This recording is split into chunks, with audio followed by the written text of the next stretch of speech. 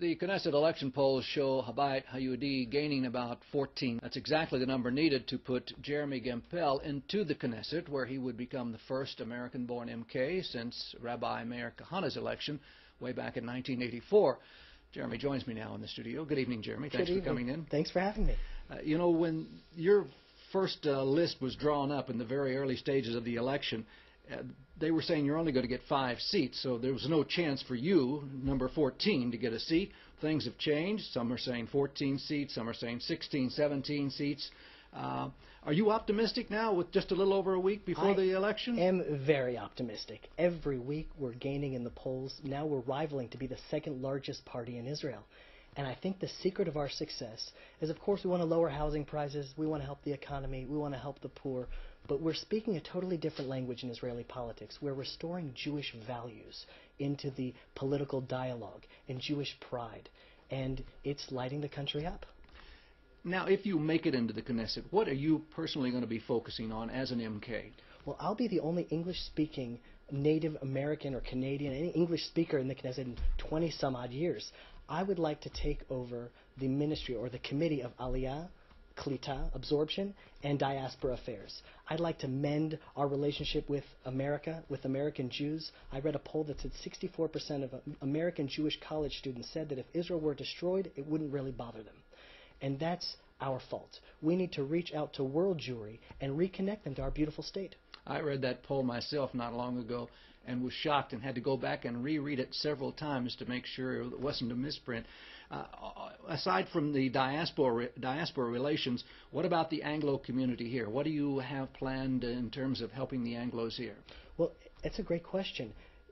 Israel right now lacks in its transparency in the government. I would say most English speakers don't know what's happening in the Knesset. Who's passing laws, who's not passing laws, who's voting for what, who's voting against. I would like to open up the political dialogue, the political action to the English-speaking community. Add transparency. Let them have a direct line to my Knesset office. If you speak English, you can dial directly to my office. Dial 1 for Hebrew, dial 2 for English. All of my staff will be bilingual. And let the English-speaking community here in Israel, if they have a problem, they have a solution. They have a law they want to pass. They need government funding. If they have a problem, they have an address with me as their member of Knesset. They can call me directly, and hopefully we'll be an address for the English-speaking community here in Israel.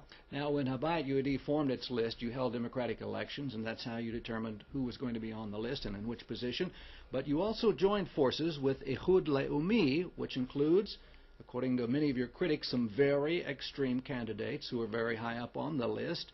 Are you comfortable with everyone on that list? I've now met everyone in the top 20 of our party, and they're fantastic people.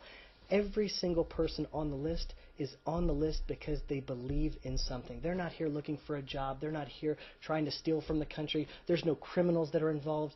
Every single person on the list is here with a mission. And our mission is to make Israel the country that we moved here for. We came to Israel with a dream of creating a Jewish country that would ultimately be a society, a light to all other nations. And every single person on the list is here with that same mission, to make Israel the country we all know it should be. You know, to most observers, you would think that Likud B'Teinu and Habayit Hayudi would be natural allies, and yet your harshest critic in this election campaign has been the Likud Party, which is doing its utmost to try and convince voters that a vote for Habayit Hayudi would be a wasted vote.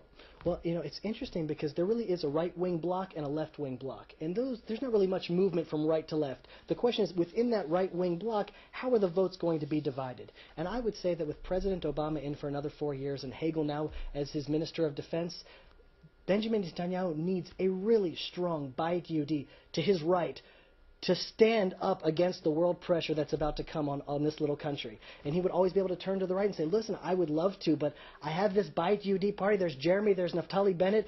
They don't let me. What can I do? And we would be a strong support to Benjamin Netanyahu against what we know is going to happen the next 4 years, which will be unparalleled pressure on Israel. Well, I want to issue an invitation right now. I hope you'll come back after the election and we can kind of analyze and do a autopsy, if you will, on what happened during the elections. Would love to. Thank you. Jeremy Gempel with the Habayit Hayudi. Thank you very much. Thank you.